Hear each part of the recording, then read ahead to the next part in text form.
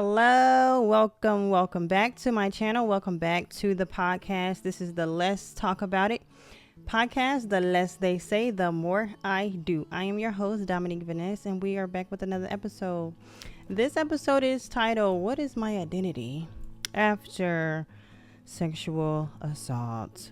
Yeah, y'all, this episode is really powerful. This is an episode, who am I after sexual abuse? Who am I after being SA? Who am I after all these things? This episode is very, I just wanted to say this is a deeply personal topic. So I'm sharing my own story. I'm sharing my own personal testimony from what I actually experienced in my childhood. So I just want to kind of give a disclaimer. If this is something that is very traumatic to you or anything like that, I would just kind of maybe take your time while you're watching this video. I was literally crying right before I even made this video. I do have some tissue here with me, literally, because I already know that I'm probably going to start crying as I'm speaking with you guys today on this topic. So before we get started, I just wanted to say subscribe to the channel. Make sure you like this video and also share it to anyone that you know that it could help, and enjoy this spiritual talk here on our Let's Talk About It podcast. So we're going to go ahead and jump in. Let's get started. This first episode, well, this is the fourth episode. This episode is just going to basically describe and just share my testimony, share the things that I experienced as a child and kind of experienced through like my adolescent adulthood. Yeah, like a little bit of my adulthood. I experienced a little bit of not sexual assault or anything like that, but just like the residue of that, the effects of it, right? Okay, so this episode was very hard for me to record. I also am looking at my notes here on my phone. You guys know that I do that every single episode because I want to stay on track and I want to make sure that I talk about every topic that is important here. So I believed for a long time that what happened to me defined my everything. Like, it defined who I am, right? My identity. So this series that I am basically talking about, each episode I am exposing how we call ourselves, how we look at ourselves based off of the trauma and the things that we've gone through. So that's what I'm going to speak on today, ties into everything that I've been discussing on this podcast, just in general, like overall. So to talk about the things that I went through in my childhood dealing with sexual assault, and how I started to look at myself and view myself and others and things like that. So this is my personal testimony. I feel comfortable enough to share it with you guys because I've been speaking on this for a long enough time where I'm just like, okay, at this point I might as well just discuss like the things that I've been through and just kind of give you a little bit more insight on why I even started doing this podcast in the first place. So God has been teaching me that what happened to me is just a part of my story. It's not actually my identity, right? It's not my identity. This is the things that happened to me. And there's a lot of things that happened to us in our childhood that we have taken on as our identity, and God no longer wants us to do that. So this video will bring awareness to who you are in Christ. If you experience anything that I'm going to speak on, at the end of this video, I want to pray for you, and then we'll talk about different outlets that you can reach out to, different communities that you can get involved with, so that it doesn't just end here. Okay, so I am just gonna start out by saying, like, before like anything crazy that happened, right? I was just a happy-go-lucky child, like just a little kid, just trying to be a kid, right? And a lot of things just kind of, I was like always a happy kid. I just remember always being a happy kid. I do remember growing up in like a single family home. My mom was a single mom. My mom had 3 children, me, my older sister, and my younger sister. So I'm the middle of my mom's kids. And my dad, he has 4 kids. I'm the oldest from my dad's kids. So my mom, she actually has 3 children. We all have different fathers. We all grew up going to spend time with my mom's side of the family, and then sometimes we go spend time with our dad's side of the family. And each of me and my siblings, we did that with, we shared our other families with us too. So like sometimes I would go to my older sister's family side. I didn't go to my little sister's side of the family because she didn't get to know them that much until she got older. But as she got older, we got to know them a little bit more too. Same with my family. They would come over with my dad's side of the family and just kind of like share with us like times and things like that. So I'm saying all that to say is just that there was a mix of like me being able to be amongst my own family, being amongst my sister's families, and being around a lot of people.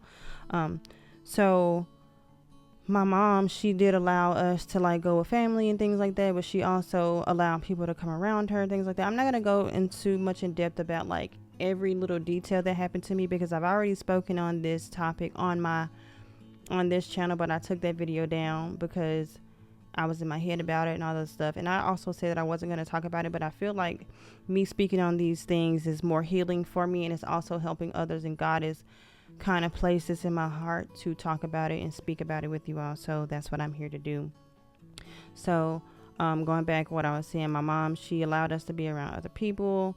She would have people around us, you know. So it started, well, I'm just going to personally start with like the sexual abuse and how that got started.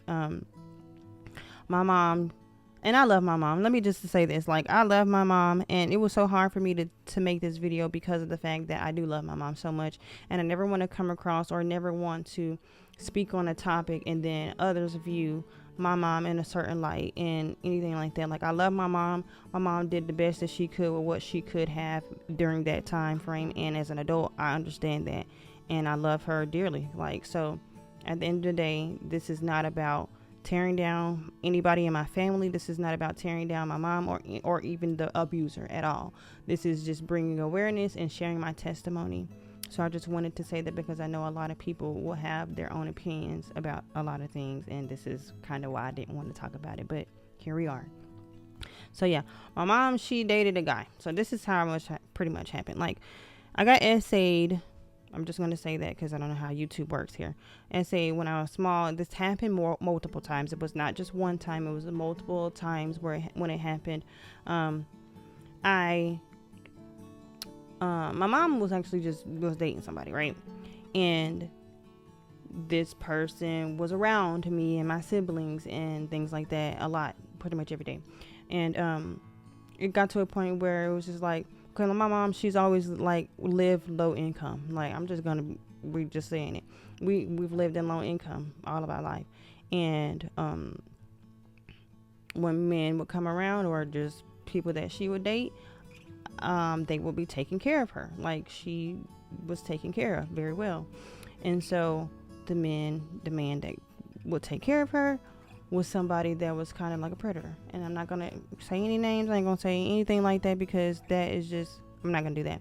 But this person was around my mom to be the person in her life, right, as her partner, but ended up abusing the child that she had, and she had no knowledge of it. So when I basically told her about what was happening, and I want to say this because I think that it's very important to say this. Again, this is not knocking my mom. This is not to demean her. This is not to tear her down or anything like that. I love her dearly. Okay, so she didn't believe me, basically. She did not believe me. And it's so hard for me to say that because it's my mom. And for so long, I feel like I just been fighting with saying my mom, because the situation dealt with my mom, someone that is so close to me, right? And I think for so long, my whole entire life, I'm just like, I can't get over this, I can't talk about this. I can't move through this because my mom is aware. My mom is in the situation. It's just like, I don't know. I still don't even know really how to explain it. But I just feel like when I told my mom, she did not believe me at first. And with her not believing me at first made me feel like, maybe I shouldn't say that. So I told her that it didn't happen. And my mom also told me that I went back and said that it didn't happen and things like that. Like I was a child. I think I was in middle school. I think I was 10 or 11 years old when this first happened. And so when I told her about it, and she was like, oh no, that didn't happen. Well, how did it happen? Things like that. You know, mom is going to question you because she wants to be aware, like how or whatever. So I told her all the details of that. I can go into detail about that, but I don't want to go too much in detail about that. But I would basically go over to my mom's boyfriend's house at that time, and just kind of like watch TV and do things like that. During this time, again, like I said, my mom was in low income. We grew up, we didn't have cable, we didn't have internet, we didn't have nothing, like none of that stuff that you have now. Like all the kids that have all this TikTok and all the things, we didn't have anything. We would just sit in the house, and me and my siblings, sometimes I told you, my siblings would go over to their dad's house or whatever, and I would just be sitting there like, okay, I didn't have an outlet, I didn't have any TV to just watch, I didn't have the shows, I didn't feel like I had that, right? And so when my mom boyfriend, he had a house, he had TV, he had cable, he had internet, he had all these things. So as a kid, I'm just like, can I go to your house? I want to go watch TV. Like I wanted like all the innocent things and things that I wanted to just experience as a kid. That's what I was trying to do. That was my intention of even being there. So my mom allowed it. My mom allowed me to go over there, and he would bring me back the next morning just because he knew, okay, well, come on, you come with me today and you watch TV, do all the things, right? I did that for a while. It happened. And then while that was happening, I was the only one that was going. My siblings would stay back with my mom, or either they just wasn't there and they was with like their dad's side of the family. And I didn't have anywhere to go. So that was the location that I went. And while I was there, a lot of abuse was taking place.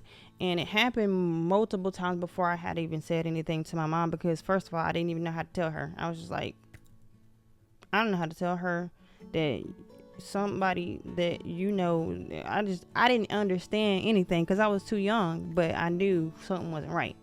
So when I finally did tell her, like I said, she did not believe me. She was just like, what happened? Like, are you sure? I was like, yeah. And then like her as a child coming to their mom, and she's already questioning me like maybe that didn't happen. I was already hesitant about even asking her, and we were telling her in the first place because again, she's not going to believe anything that I'm saying. Like, I just already felt like she wasn't going to believe me. Or maybe feeling like I'm just trying to say this so that they're not together. I don't know. So I told her, and she didn't believe me. And when she didn't believe me, it just kind of got like brushed over. Like, that didn't happen or whatever. I was like, okay. So she did ask him, did this happen to her? Whatever. He denied it. He was like, no, I didn't do that, whatever. Like, she lying, or she making up something, like, just whatever.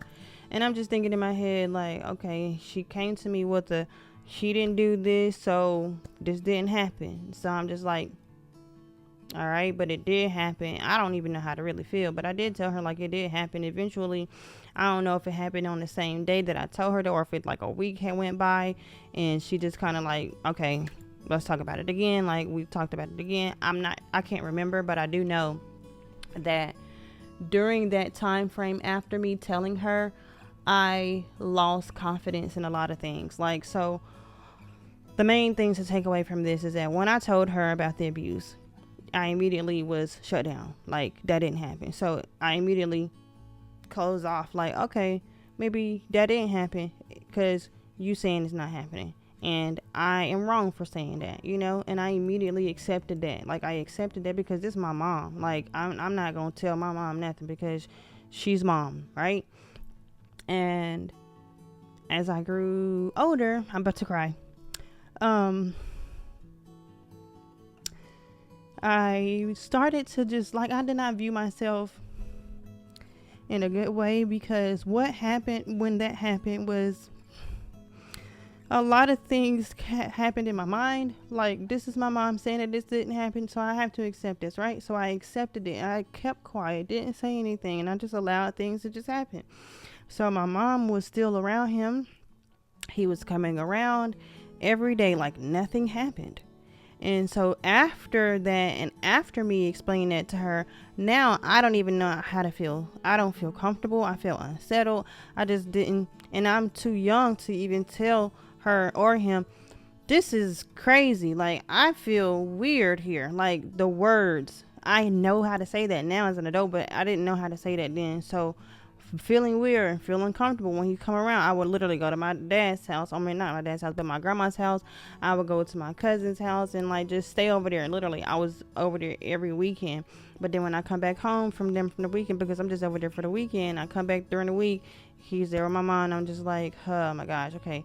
So it got to a point where I became like, I hated him after a while. Like, I hated him. I did not like him. My mom was still with him, and it made me feel enraged. Like, I felt rage then. So like, I went from feeling like, okay, you're right, it didn't happen, and maybe I should just not, that's y'all, I'm just gonna leave this where it is, because I don't even know how to even tell my mom that something happened to me, and she's still taking it as ain't nothing happened to me. So maybe it's not that serious. Maybe it's not a big deal. Maybe you are just a child and you just need to stop worrying about things. Like, honestly, I'm telling you exactly how I thought.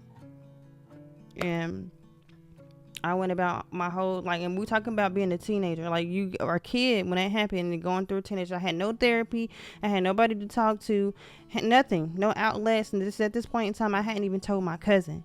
And this is the only person that I told in my whole entire life, is my cousin.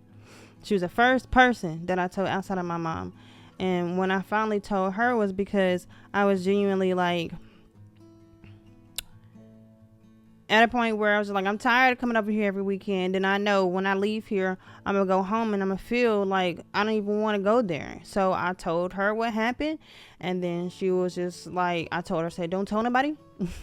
Don't say anything. And she was like, okay. But she ended up telling her mom, which is my aunt, and then boom, just everybody in the family knew on my dad's side. My dad's side of the family, they're from New York. They crazy. Well, I ain't gonna say they're crazy, but you know how New Yorkers can be. They don't play about certain things. So my aunt got whiff of this. She came over to my mom's house and was like, yeah, it's just a lot. I'm not even gonna go into too much detail about that because this is kind of personal. But she kind of had to talking to her and things like that. Nothing, I mean, things got answers, questions were answered, things were talked about, but problems were not ever resolved during that time frame. So we're talking about in high school age, nothing got fixed during this time frame. So family knew at this point. My sisters knew at this point. My grandma knew. Like, my mom's side of the family even knew at this point, and this man was still around. Like, I'm serious. Like, my mom's side of the family knew, and this man was still around. My dad's side of the family knew, but I was not allowed to be around him. If they caught wind of that, they was gonna say something to my mom, because that's not it. That's a problem, right?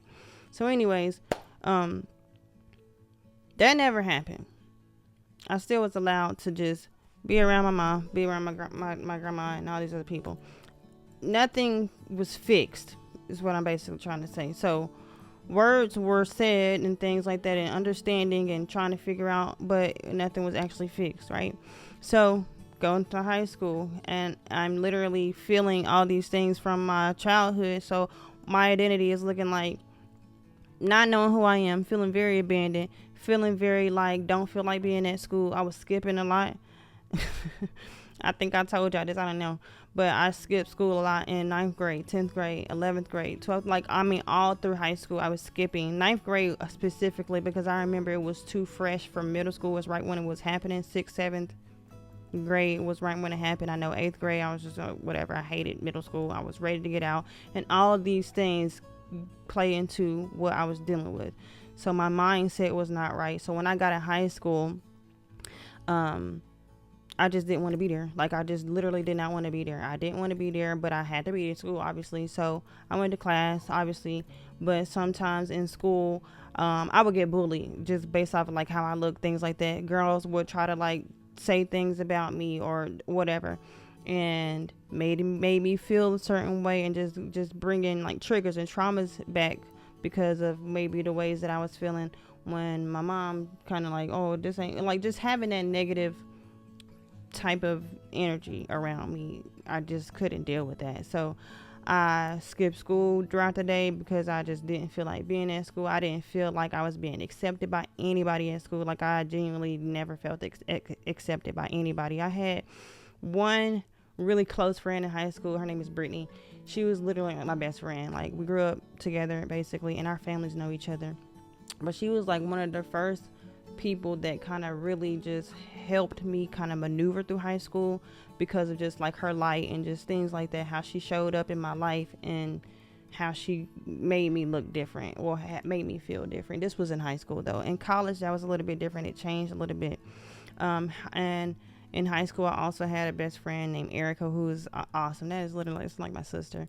But she knows everything that I've been through, and this is a person that I was able to confide in outside of my family that never went back and said anything to family and things like that. So it's a lot of feelings that I started to feel throughout high school because I'm telling everybody the things that I'm going through, specifically like my mom, my cousin who told my aunt, who didn't tell my family. My family, it took a while for them to believe me as well because they didn't understand what the situation was.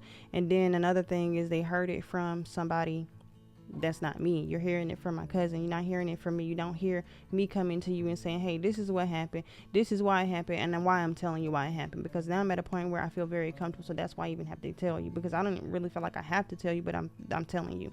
And I told my cousin, like, don't say nothing, but she still did. And so that made me feel like I was being betrayed by family. Like, it's a lot of feelings that I just started feeling like everything just started just toppling all over each other. My mom was making me feel the way because she didn't believe me. I told my cousin, then when she go and tell everybody else, they sitting here questioning me. So I'm just like, is everybody sitting here thinking that I'm crazy? Like, do y'all all think I'm crazy? Y'all think I'm crazy? Something wrong with you? Is something wrong with you? And that's how I was thinking. Like, so I started dating people and guys that were not for me. And I'm talking about like just dating. That's when I was having sex and just doing things that I was not supposed to be doing at a young age. Like, that's what happens. It opens you up to your innocence is gone. Like, you are no longer just like, you don't care. So I just didn't care at that point because I didn't think nobody cared about me. Nobody cared. So why should I? That's how I felt. Like, screw school. I don't feel like going to class right now because everybody in here already saying something about me. Everybody got a certain way to feel about me. Every time I walk in class or walking in the hallway, people was trying to bully me so bad. Bully me just because. I don't even know why, but just bully me.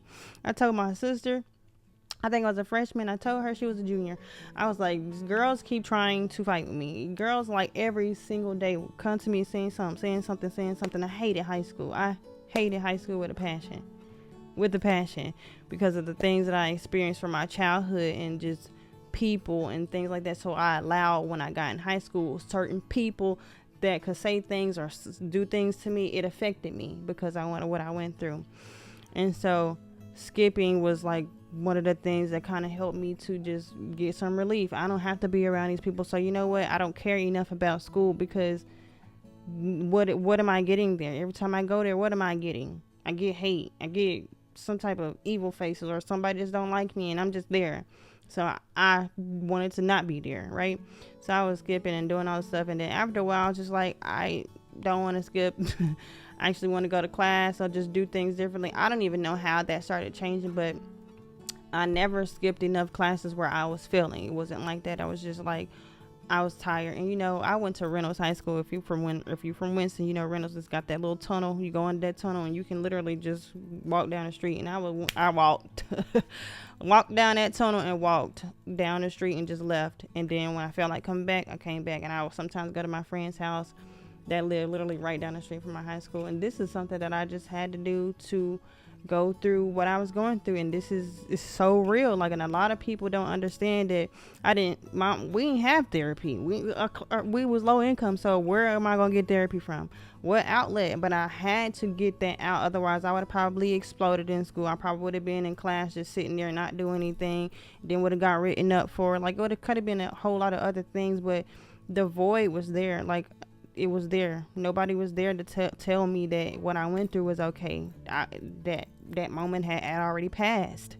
It probably was already years past, and I'm already like, that's been out of my mind. Like, I'm about to be out of high school now. I'm doing things on my own. So I grew up quick after that. I was too independent, too wanting to get out the house, too wanting to just be my own person, like get away from my mom, get away from my sisters, get away from like everybody, because at that point in time I didn't feel like I was accepted by anybody. So what was the point? Like, why do I need to be here? So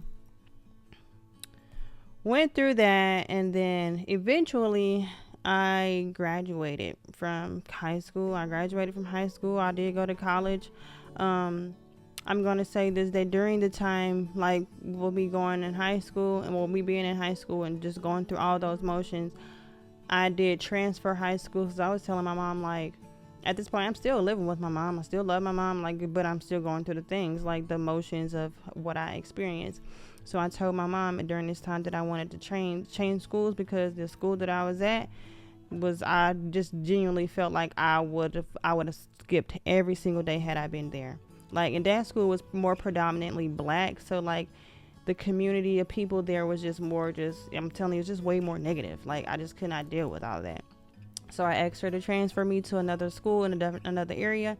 And my other cousin at this time, she lived in a certain area where the bus came. And I lived with my grandma at this time. I'm skipping over a lot of stuff. But at this time, I did go to my grandma's house and live there because during high school, it was just so much that was going on at my mom's house personally, and I just didn't want to be there. Like, when I tell you I did not want to be there, I just did not feel that. I didn't feel anything. I was like, I'm telling y'all, I felt so abandoned. Abandonment is such a real thing. It's so real, and it's kind of scary because it makes you do things that you can't control because nobody's there, and it's just so real.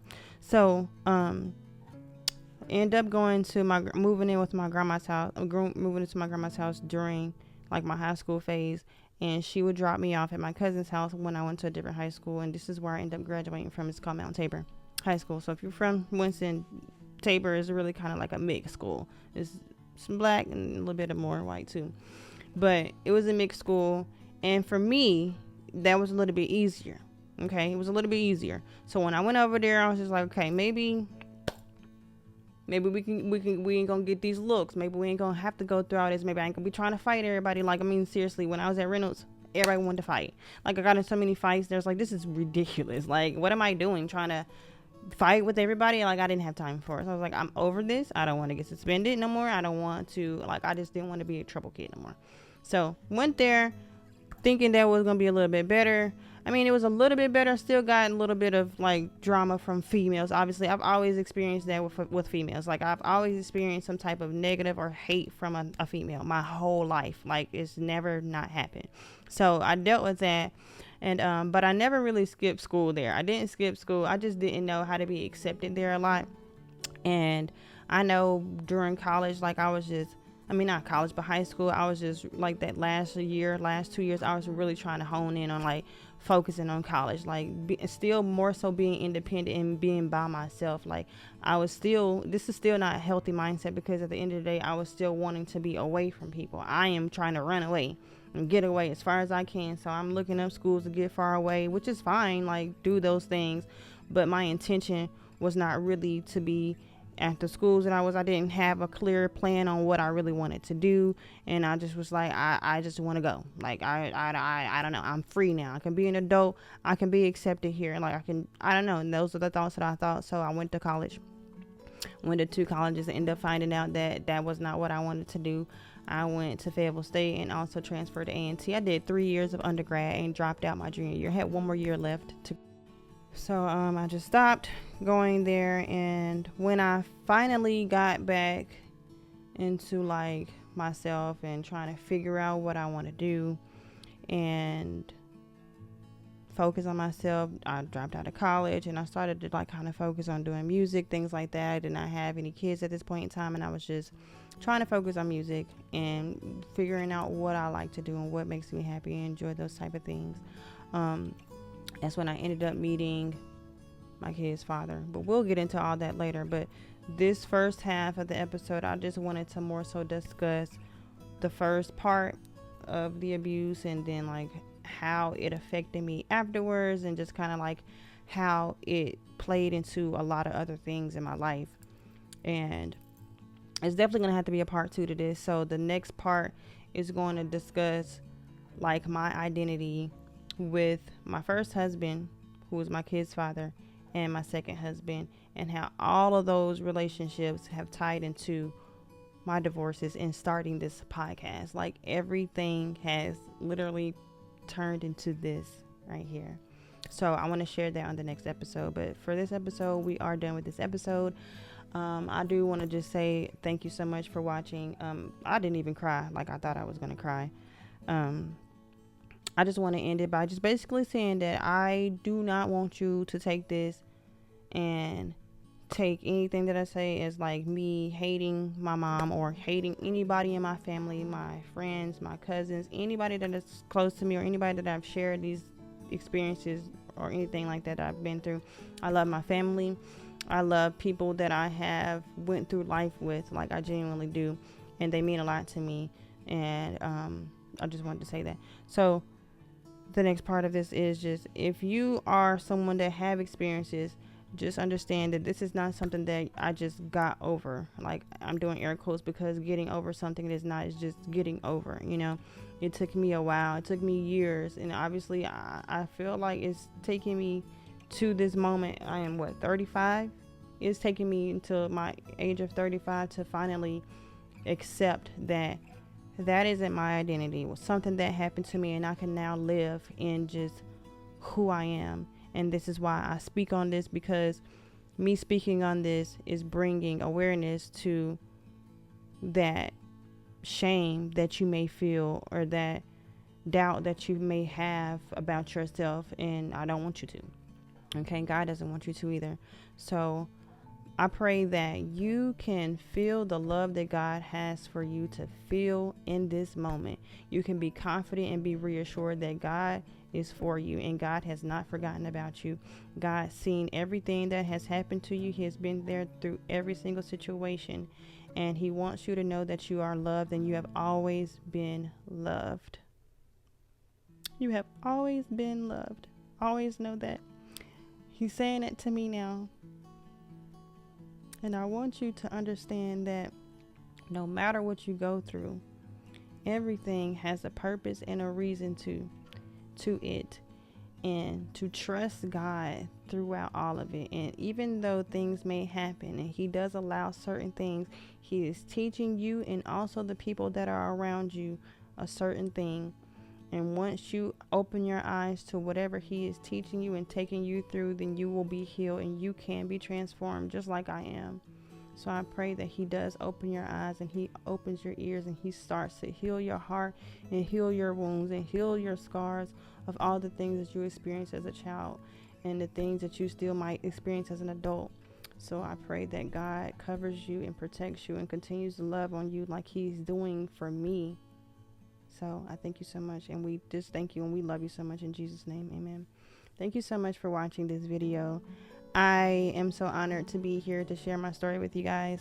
I really hope I didn't say anything that offended anybody. I am just trying to express my side of my testimony and the things that has brought me healing in my life and has brought me happiness, because I've actually experienced some real things, and the joy that I have is because of everything that I have gone through that has turned into such a beautiful life for me. Like, I don't have everything that I want right now currently, but the fact that I wake up every day now with a positive mindset based off of like everything that I've gone through, it's just,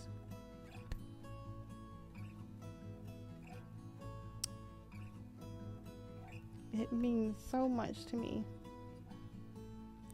to have gone through so much and still be here and still going and still speaking on things like this, topics like this. God, like, y'all have to understand, somebody that's gone through so many things like this, it's not easy to come on here and talk like this. So I thank you for allowing me the space and the platform to do this for you guys and talk to you all. This is healing for me, and it's also helping me as it's helping you. So I thank you so much for allowing me to be vulnerable and share my story. All right, thank you so much for watching. I will see you on the next video. Bye.